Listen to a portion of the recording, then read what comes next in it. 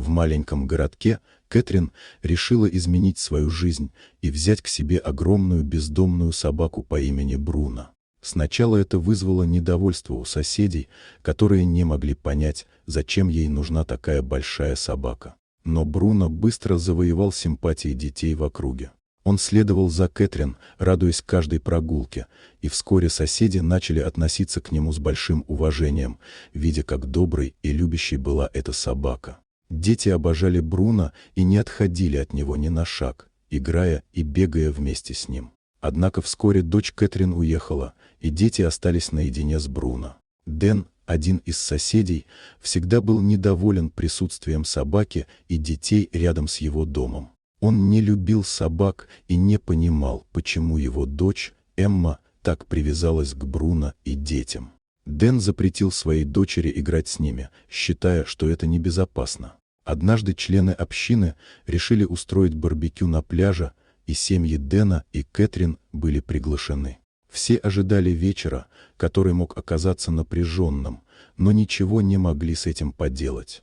Дети с нетерпением ждали встречи с Бруно, а Дэн сдерживал свои негативные чувства. Эмма, сидя у кромки воды, заметила что-то светящееся в воде. Она, не раздумывая, нырнула, но вскоре поняла, что не может выбраться.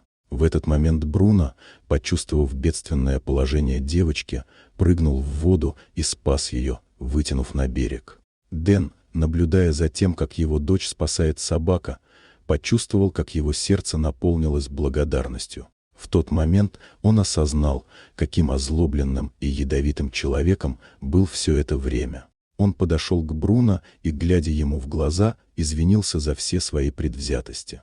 Затем он обратился к Кэтрин, поблагодарив ее за то, что она заботилась о собаке и дала ей шанс на новую жизнь. С этого дня Дэн начал относиться к Бруно с уважением и благодарностью. Он увидел, как эта собака приносит радость не только детям, но и всей общине.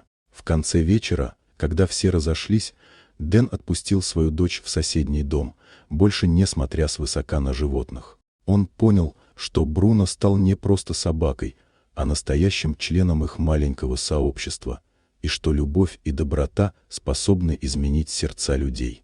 Дорогие друзья, если вам понравилось видео, поставьте лайк, а также подписывайтесь на канал, где найдете еще много интересного.